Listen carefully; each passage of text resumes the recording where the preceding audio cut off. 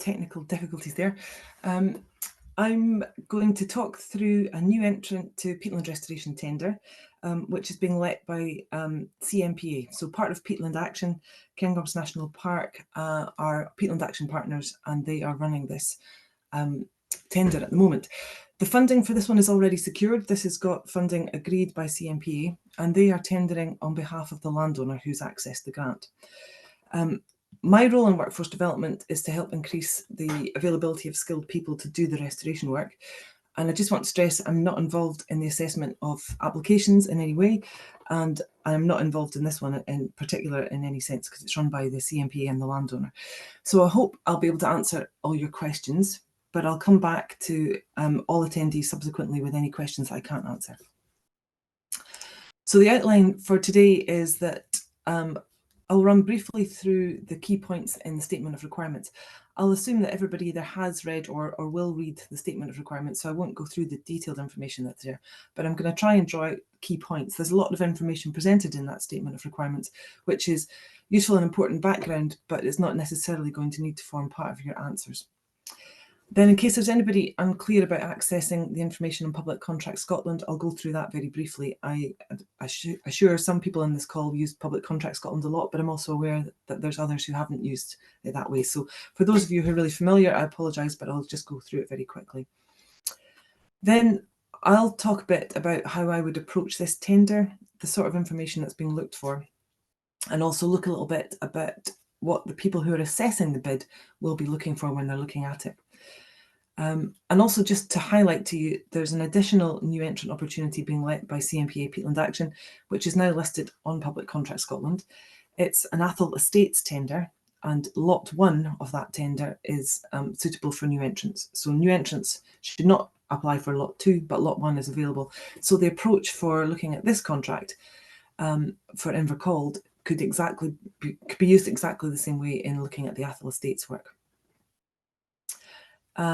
Next slide, please, Fran. Okay, so the opportunity, it's Cullerburn in Invercauld Estate. It's aimed entirely at new entrants, and there's the listing on Public Contract Scotland for anybody that hasn't seen it so far. The reason for the new entrant scheme is that we delivered 10,000 hectares between Peatland Action partners this year, 10,000 hectares of peatland put on the road to recovery. That's double from what it was 2 years ago. But by the time that we reach 2026, we need to be delivering 35,000 hectares a year. So you can see there's a significant need for increasing the skilled workforce. So this opportunity is created exactly to do that, to support new businesses into the sector and provide training and mentoring. So in case this is the first time you've heard about the Statement of Requirements, the link is there, and the reference number, which is the unique identifier for this particular contract. This tender must be submitted electronically on PCS. There's no emailing it to Cairngorms National Park option or anything like that. It's a 67 hectare restoration area, and the work should be done ideally between the 1st of July and the 15th of August. But to note that there may be some flexibility required around these dates if there are ground nesting birds breeding on the site. So it may be pushed back into the beginning of August, and that's something you should definitely consider in thinking about your resourcing capability. The work must be done by the 15th of November. The site visit to the site was yesterday. I hope some of you got to that. It's not essential to go to these, and you can absolutely tender for it, although you haven't been, but it's just to give you a feel for the area and a feel for the work, and to understand some of the stuff that's written in the Statement of Requirements about the access and the water crossings and all these kind of things.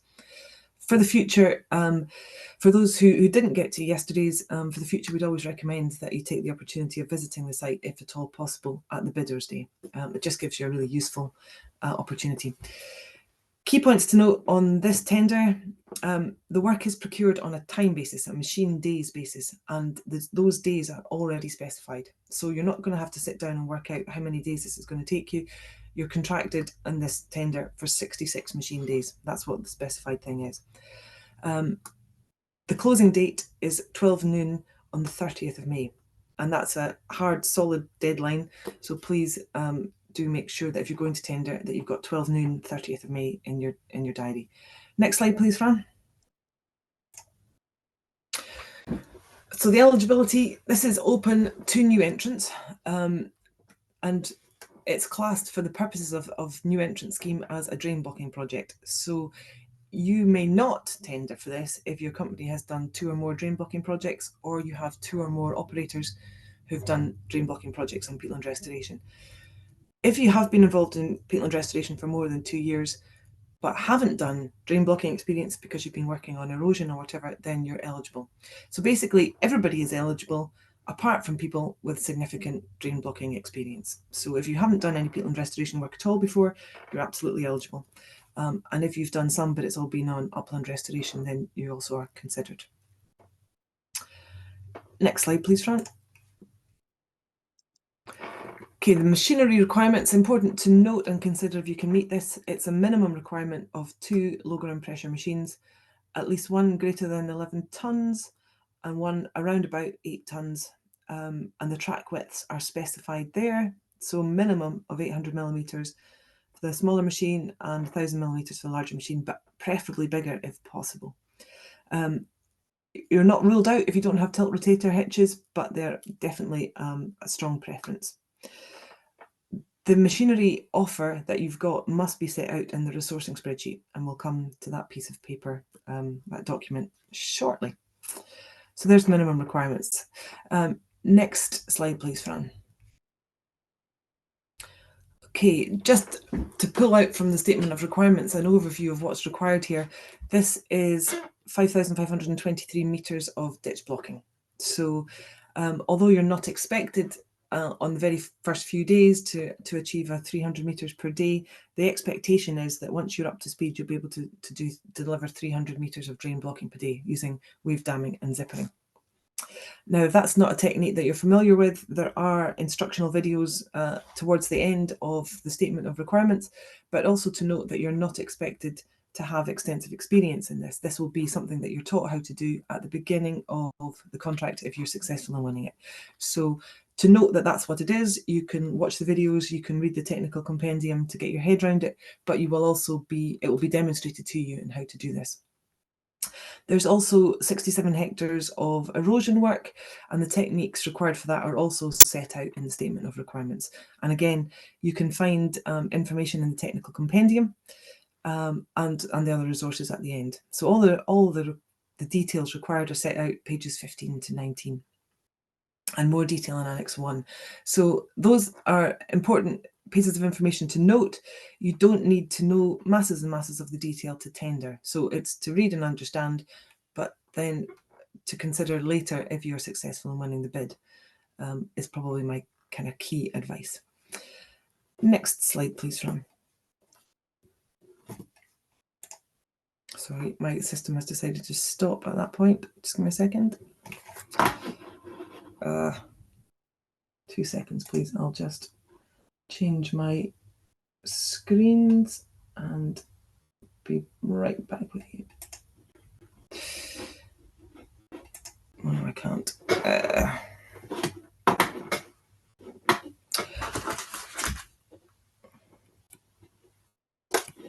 Sorry, technical difficulties are besetting me today.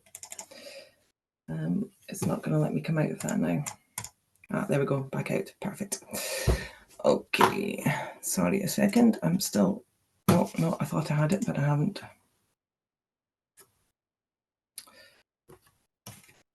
My slides have stuck. Right, okay, I will move to the paper model, which fortunately I have. Overview of work specified. This is where we've been.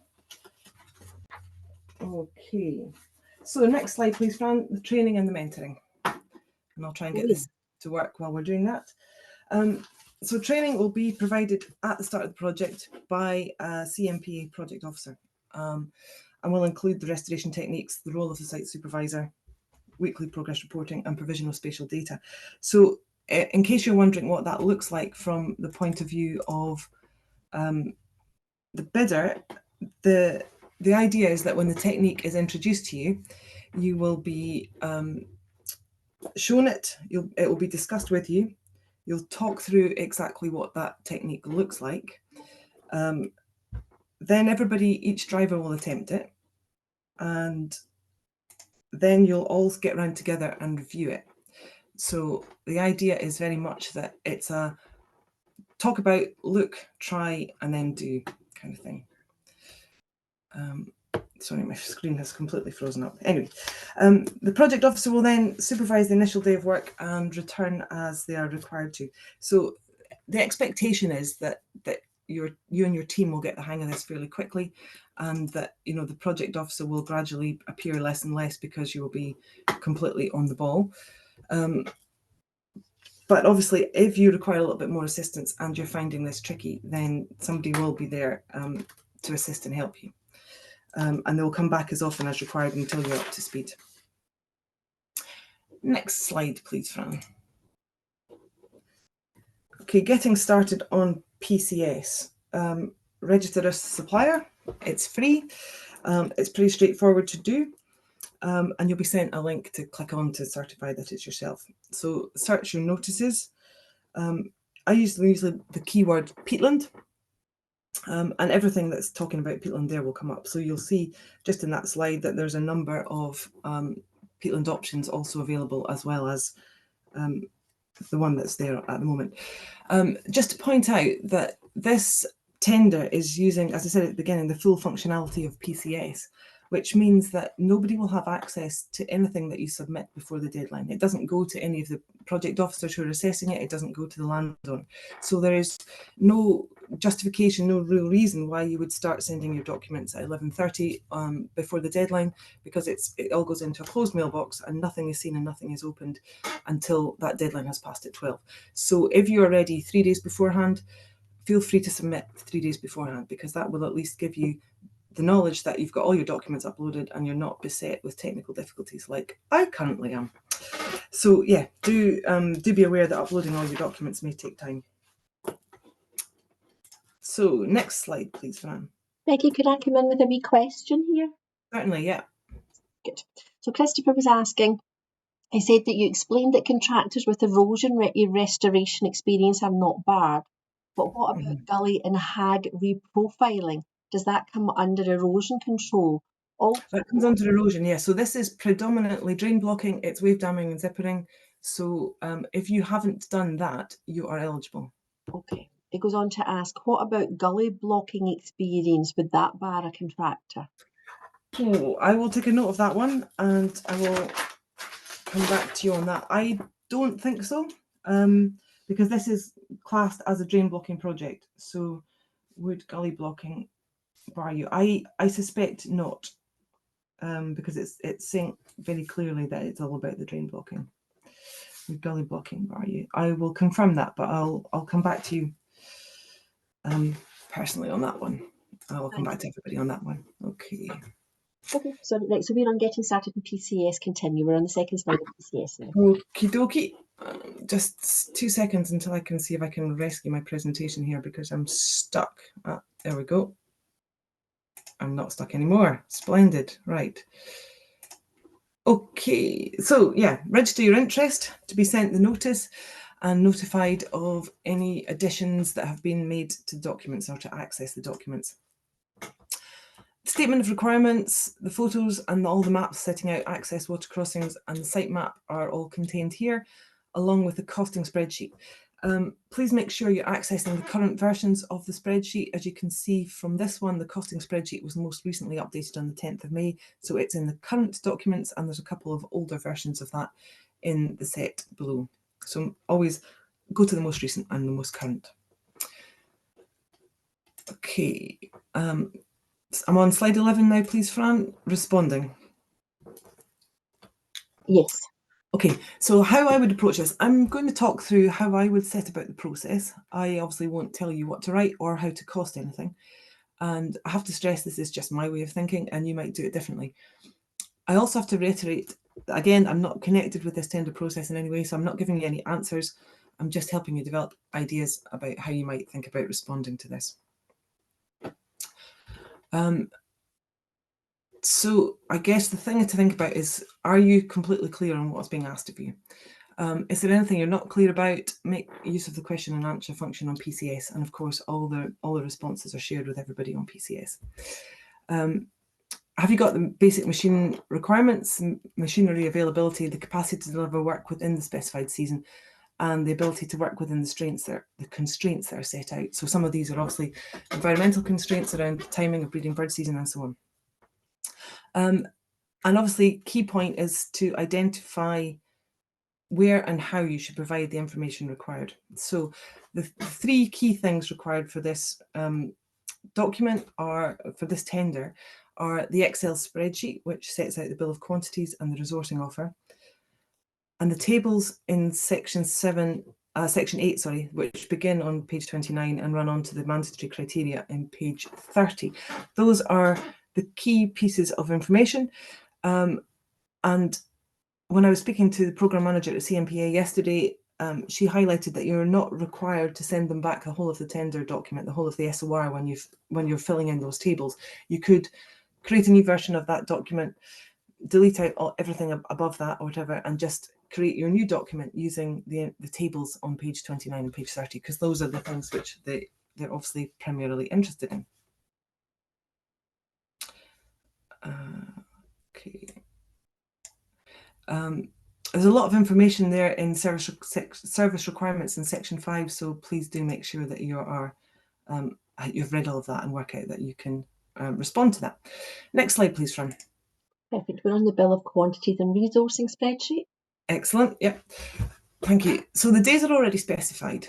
The key things to add here are the day rates for machine days, and this should cover all the costs which enable every machine day's work. So that includes the wages, travel and subsistence if any is required, fuel, your maintenance costs, any breakdown risk, importantly, your profit plus the cost of any four-wheel drive or ATV that you're going to need to provision to supply fuel or to transport staff to and from the site. So everything that will cost you in terms of your getting that machine to the site should be detailed in that machine day rate. So that's a figure you need to think about fairly carefully. This is obviously a decision for your business based on your costs. And you can see from the evaluation criteria in section 10 that 50% of the evaluation is based on value for money. So think about what you need to have to make this contract work. So no hand labour is specified, so you can leave that box blank. I'm looking at the green boxes in the middle there. You need to then work out your project management costs and your administration day rate, and how long you'll need. So you can see from the worked example provided in the tab to the left that they're suggesting half a day a week of admin and half a day a week of management is potentially appropriate. You can consider if that's around about what you need, and then work out your day rates for both the management and the admin. Obviously, you need to add your mobilisation cost per machine, the number of machines that you can provide this contract, and the number of weeks that it will take you to deliver 66 days of machine work, and the cost of providing welfare. So if you enter all of that information in the green boxes at the top there, it populates the table for you. It's a very clever table, and it will turn out the numbers at the bottom.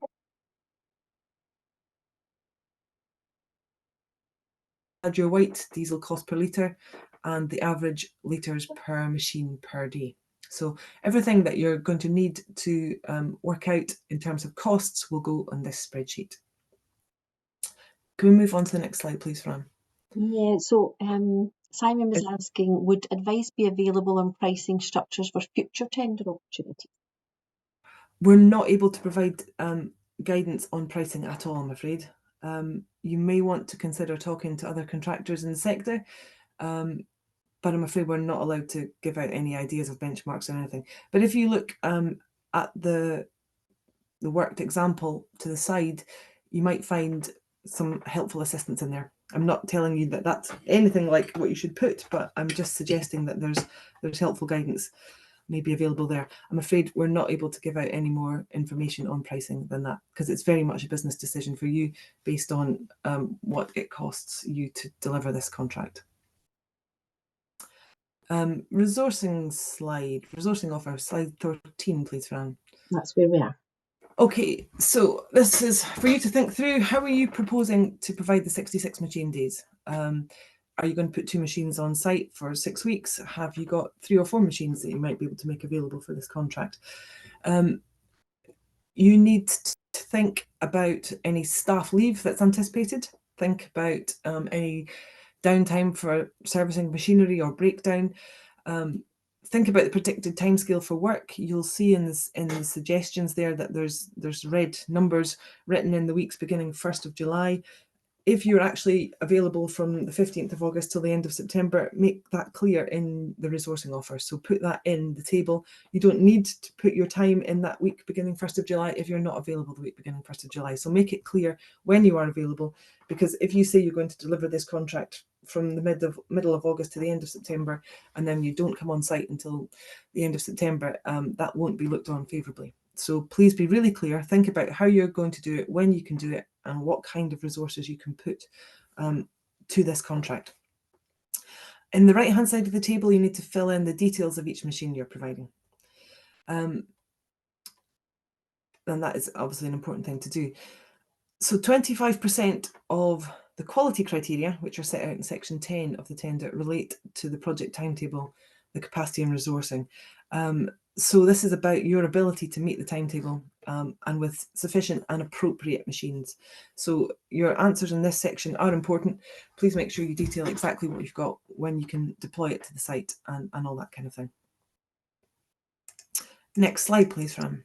Perfect. So Scott's got a couple of questions. Excuse me. Scott's asking, is work limited to 8 hours productive working, or can longer be worked and priced into rates? It is based on 8 hours productive working. That doesn't include your travel time to and from the site as well. Can it be priced in? I'll check that one. I think it's possible that it could be, but I think if you're providing... Let me come back to you on that one. I'll go away and I'll come back with a proper answer. Perfect. BOQ indicates red diesel, but would you advise white diesel, and can you confirm which should be required? This tender specifies white diesel. Perfect. So please put in your white diesel costs. Cool. We've moved on now. We're on the M1, M2 and M3 slide. Thank you. Are you seeing... Well, I was just checking on that thing, because the bill of quantities page that I read said very clearly white diesel at the bottom. You must give us your white diesel costs. So if anybody else has got a different version of the spreadsheet, maybe refresh to the current one, because the version which went up on 10th of May certainly specifies white. Okay, mandatory criteria. Okay, next thing I would think through is mandatory criteria. Can you meet these at the moment, and what is needed to get the documentation together? Important to note that all your documents should have clear titles. When you come to fill in the table on page 30, which sets out the mandatory criteria, it gives you an option on the right-hand side of filling in the titles of those boxes. Please do that, and please make sure it's really clear. The people who are assessing the tenders will get a better impression overall of your work if it's really quite straightforward to find what they're looking for. Have you got the right things? Yes, reference such and such, see attached document. It just makes it super easy.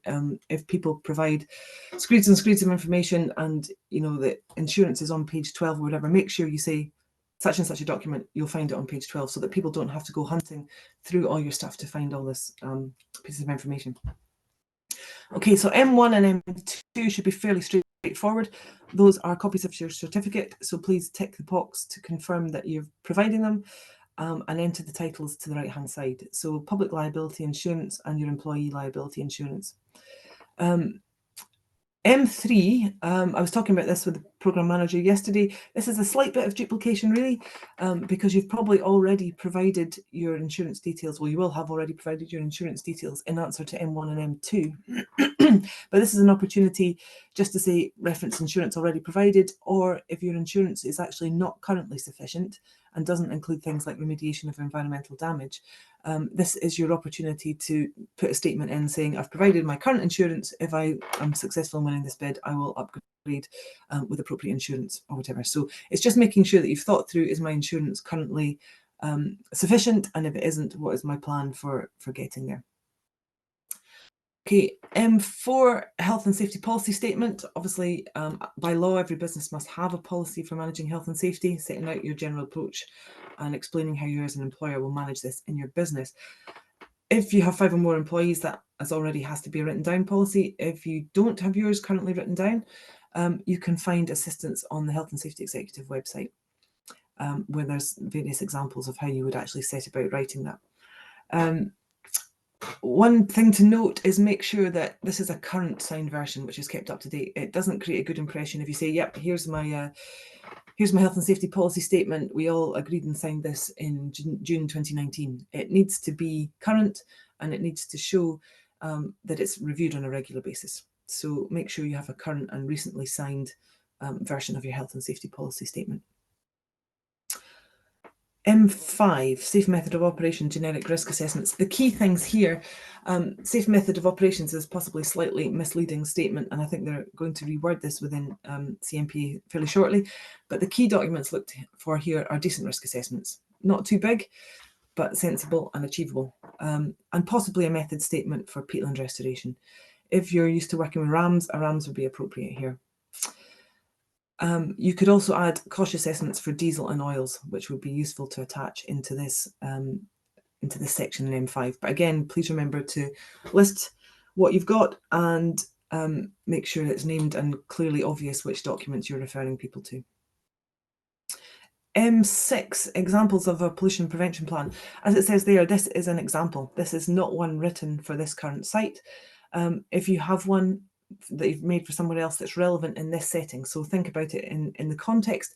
If you've written one for construction of a warehouse, it's probably not relevant for an upland site. But if you have something that's similar and you've used in another setting, forestry setting, or for example, you could attach this here. If you don't have a written pollution prevention plan in place, can you adapt one from somewhere else? Can you find a template which includes the information and procedures you have in place?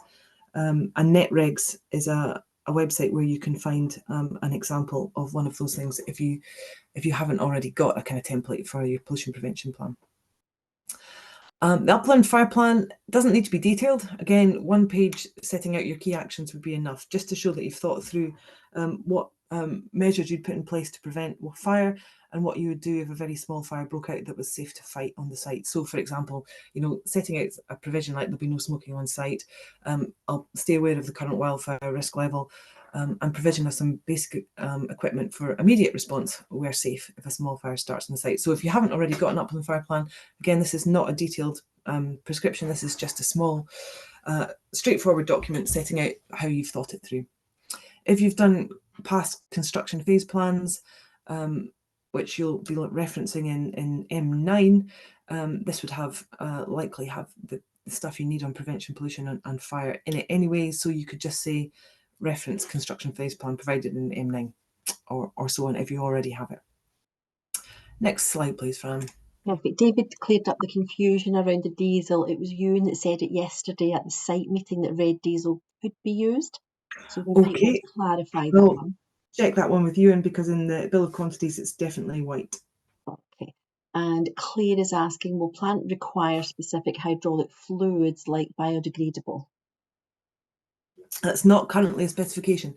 Some people are using them for preference just to make sure that there's minimal risk.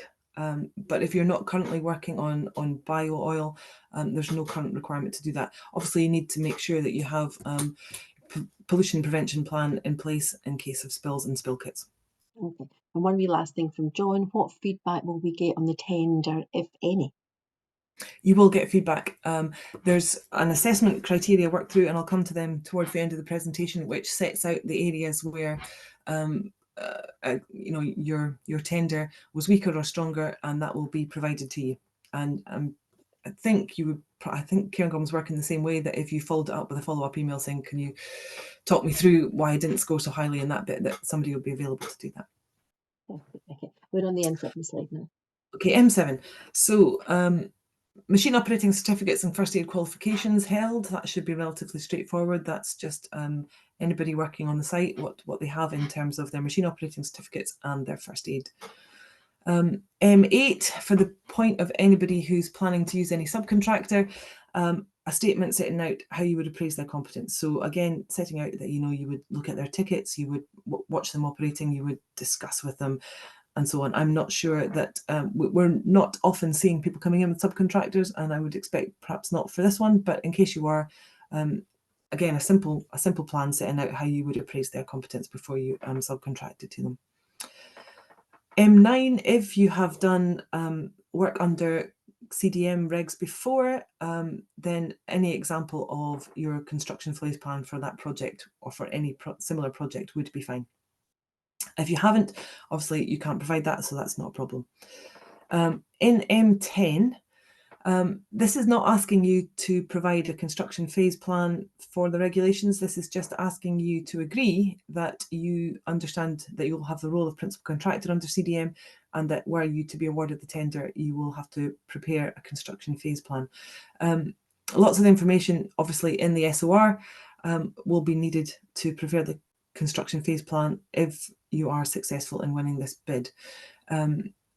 Templates are available on the Nature Scot Peatland Action web pages. If you search Peatland Action CDM, you'll come up with this page here, which will help you with examples, templates for CPP. Okay, next slide, please, Fran.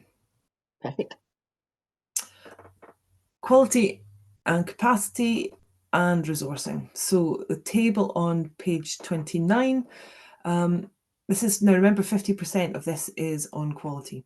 So this is where it's worth spending a bit of time setting out basically your experience and the competence of your team, your company vision, and the resourcing stuff, which you've already put in somewhere else. So it's worth paying attention to the scoring methodology here, which sets out the kind of level of detail they're looking for to give you the marks. So you'll be scored in your marks 1, 2, 3, 4. 1 is basically you've hardly said anything. You've given really no examples of why it should be you, what the experience or competence of your team is, right through to 4, which is excellent, and you've detailed as much as you can describe, which is all relevant and clear and as described your understanding. Can we go to 17, please, Van? Perfect. Okay, so you can either submit the information straight into the table to the left-hand side, or if you prefer to put it in a document, create the document and provide the reference in the table on the right-hand side. As I said at the beginning, please make clear where this information is located. Don't just send in a kind of glossy brochure from your organisation and expect the people assessing the tenders to be able to find all of this from what is in there. So yeah, and please don't send screeds of additional and not relevant information. So question 1, Q1, this would be an example to detail previous work that you've carried out on peat or in sensitive upland habitats. It allows you to demonstrate your understanding of the site. So helpful to have been at the site visit yesterday, but not essential. It's you can work through a lot of this from your understanding in the SOR. And you can include how you would address the environmental considerations detailed in the Statement of Requirements, how you would work in a way that minimises the risk to the water environment, including recognising the importance of specific watercourse crossings. You could build in your understanding of your responsibilities in species protection and the systems that you'll put in place to access the site in a way that minimises the impact of the work. So basically, it's looking for information which you are able to provide about your understanding of the sensitivity of the site and how you will manage some of those challenges that you will come across in there. Question 2, if you've delivered work in a similar kind of environment or you've delivered similar work, describe it here and talk about how it provides the transferable relevant skills and experience. So this is your chance in all of these questions here is to set out why it should be you. So, you know, make the most of the experience that you do have and how that has given you the skills which are relevant and useful for this particular project. Q3, provide some short CVs for each operator on the site. John Smith, experienced operator, is not going to get you top marks. So set out, you know, who's on the site, what they've been involved in, their brief CV, and some information about them. So, you know, what kind of qualifications they have, what kind of prior experience have they got, and all those kind of things. So you will be assessed quite hard on the competence of the team who are with you on the site. So please do provide the information as much as possible to allow people to understand the competence of your team. Again, we don't need irrelevant information, but as much information as is going to give the impression of the competence of the team working on the site. Q4, that's a factual answer, just outline the relevant qualifications held. Q5, this is your chance to set out why you want this work. What are your goals and intentions? How will this new entrant scheme and the mentoring and the training that comes along with it help you reach your goals? You have to score at least 2 points here, so refer back to what information in slide 16 there about how that's scored.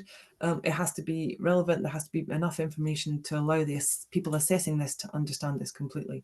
So it's worth thinking about what you hope to achieve and what you hope to learn from the new entrant tender opportunity. So 500 words, it's worth spending a bit of time over. You have to score at least 2, otherwise your bid is not eligible. Slide 18, please, Fran. Perfect. So John was just asking, can you give an example of an answer for company vision?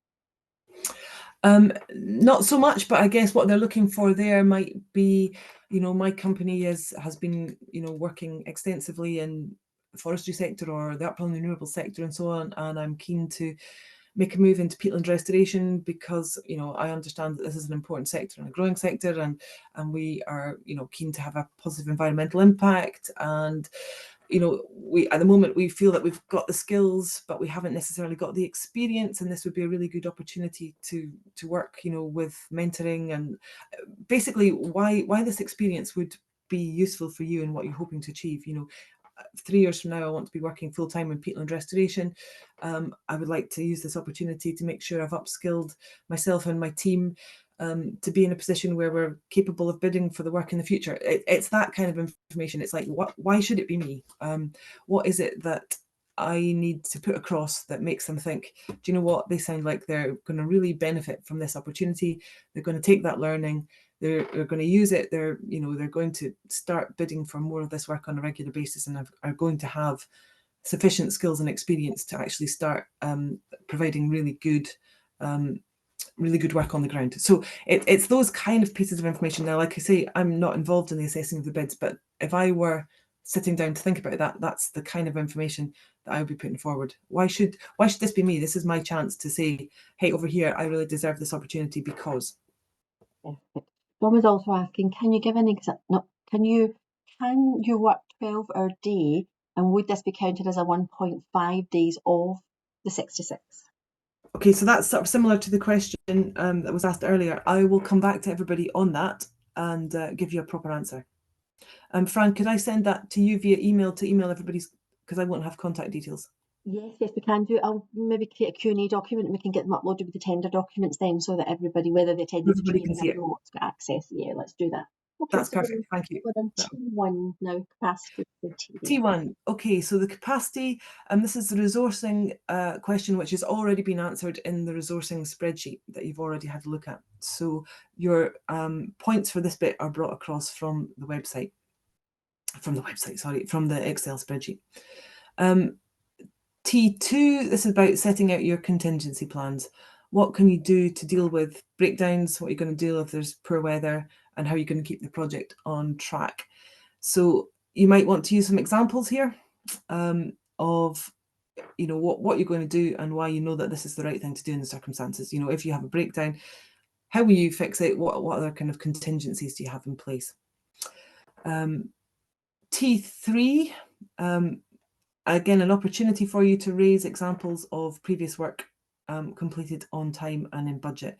So I would probably use this to explain how you've met and overcome any similar challenges. So if you've worked on a particular site and something went wrong, which is going to throw the timescale off, what did you do to address it? How did you get the project back on track? So an opportunity to just say a little bit about how you would deal with some of the issues which might befall you on the site. Somebody takes ill and you're at risk of not having enough manpower for the site. Do you have alternative people you could call on? How are you going to address that and explain what you've done in the past to meet those kind of challenges? T4 and T5, relevant only if you're subcontracting. So use these two questions to explain why you would subcontract, which aspects of the work you're looking to subcontract, and who you would subcontract it to. You might also then want to refer to answers that you've given elsewhere about how you would appraise any subcontractor, which you've put in the mandatory criteria piece of work. So you might want to reference that across.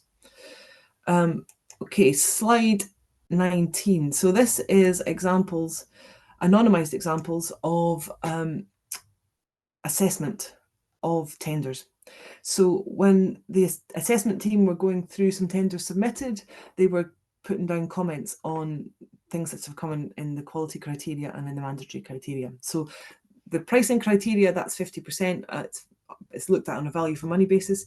That's just a figure. When we come to look at quality criteria, you can see here some of the things which are being commented on. So in experience and competence, this person has provided good information about the past projects, lots of relevant examples. The panel thought more specific information detailing what, I don't know, John Smith did on the projects to work sensitively would have increased the score. So think about, have you got prior experience of similar upland environments? Provide that information. Lots of good examples of previous relevant work, and how you have answered in terms of your sensitivity and how you're going to manage around the site. So it's back to those questions in that table on page 29. This information is important because it allows the assessors to think through what you're going to be able to do in terms of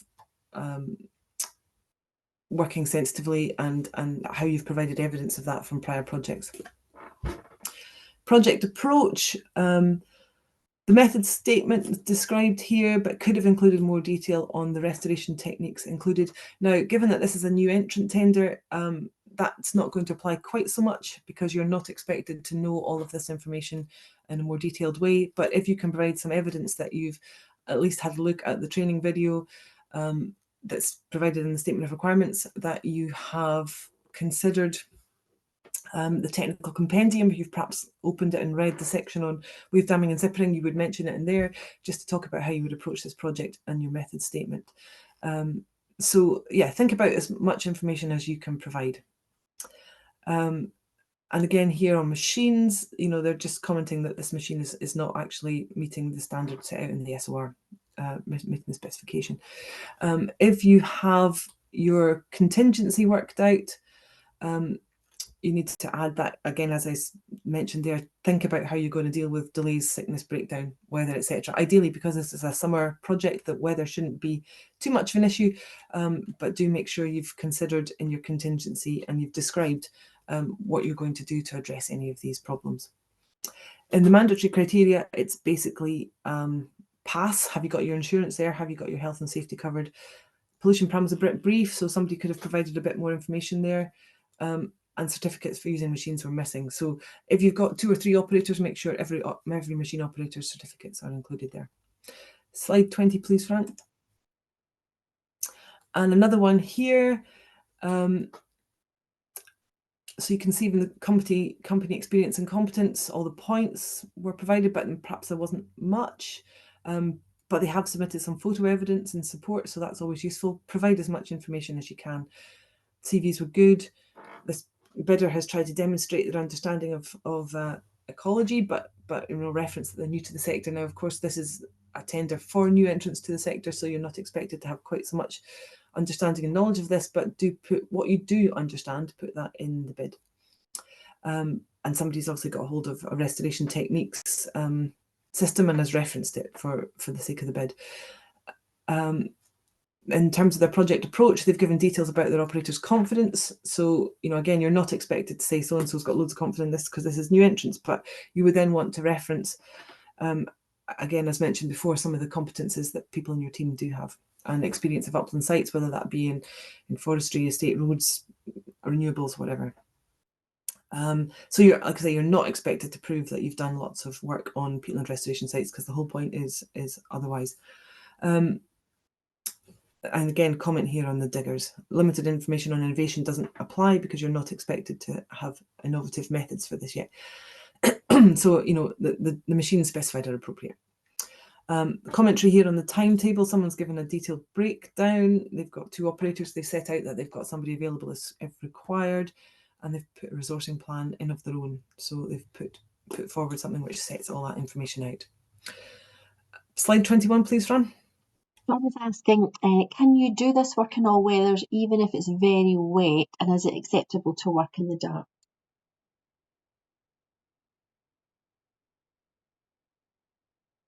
Oh, Becky, I'm not hearing you. Are you on mute? There to show you how you would find that. 22, please, Fran. Becky, sorry, are you hearing me? I am, yep. You are. Did you catch John's question? You actually froze for a couple of seconds there, so we'll maybe need to repeat what you said. But did you catch Okay. John's question about all weathers and working in the dark? I didn't, but this is a summer tender, so it shouldn't apply. But people do work in the dark in later in the season. Sorry, could you read the question to me? Yeah, John had said, can you do this work in all weathers, even if it's very wet, and is it acceptable to work in the dark? Yes. So you can't do it in all weathers because obviously you can't restore a site which is frozen or which is covered in snow. So you are limited, especially in some of the upland sites like the ones in Kingross National Park. You are limited by weather in the winter. So this site is high, which is why it's been specified as a summer project, and that's why it's an absolute final deadline of finished by the 15th of November. So even if your resourcing bid says, well, look, I can't even get to the site to the beginning of September, if that's the case, write that down. But you must show that you'll be finished by the 15th of November because the chance of snow coming in and making work impossible is relevant. But certainly on lower sites, yes, absolutely. Working in the rain and the dark is not a problem. But obviously frozen or covered in snow, rule that out. So it's thinking about some of these higher sites tend to be offered with a sort of specification that they are completed in sort of late summer, early autumn, just because there's no guarantee that they'll be snow free by even mid-November. So, but yeah, there's lots of people working on some of the lower sites on snow-free days in November and December with lights on in the dark. Perfect, thank you. What slide are we on now? Slide 21, did you see that one? Go to the post box. So that's just straightforward. There's a wee arrow showing you where the post box is. Once you've got all your documentation together, you've labelled it all properly, you've written it all in that table, it tells people how to find it, go to post box. Slide 22.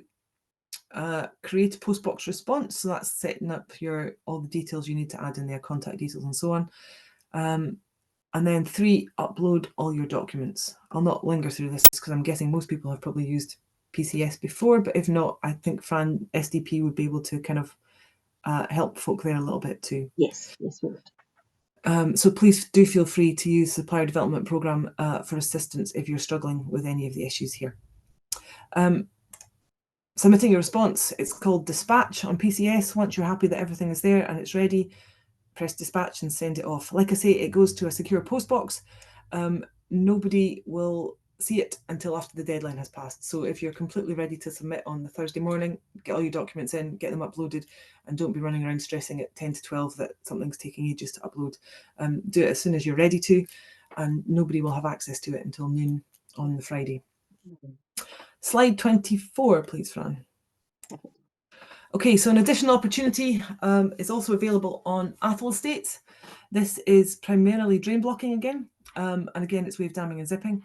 It is also on Public Contract Scotland. The reference number is there.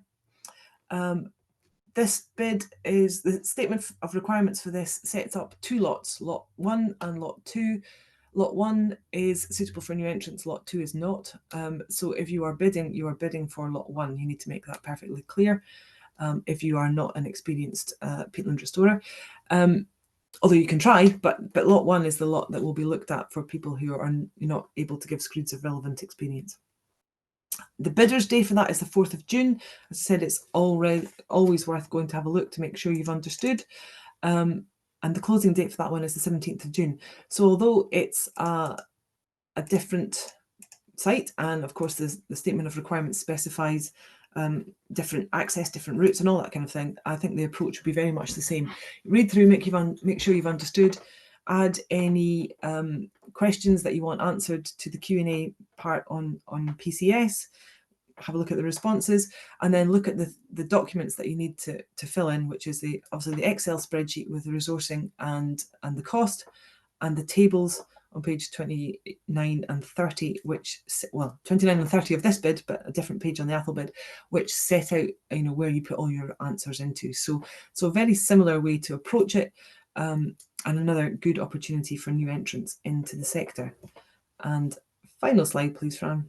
John was asking, if you don't get finished on time, are there any liquidated damages or penalties? There is a section set out there in the SOR about potential penalties for not finishing on time. So do read it carefully. I can't remember the section number off the top of my head, but it's definitely in there. Thank you. But that is, obviously finished by the 15th of November. So if you're not complete at that point, there will be...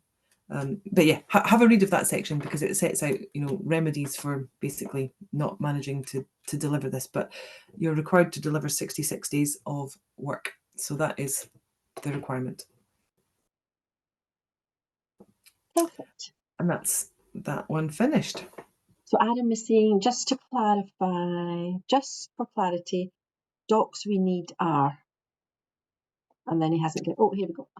Oh, no, I think he's expecting you to say... because Okay, to answer. Okay, so you need to fill in the Excel spreadsheet, so the bill of quantities and the resourcing capability Excel spreadsheet. You need to take the tables, which are on pages 29 and 30, and you need to provide answers to all of those. Whether you provide answers in the tables or whether you prefer to provide an answer in separate documents and reference that in the right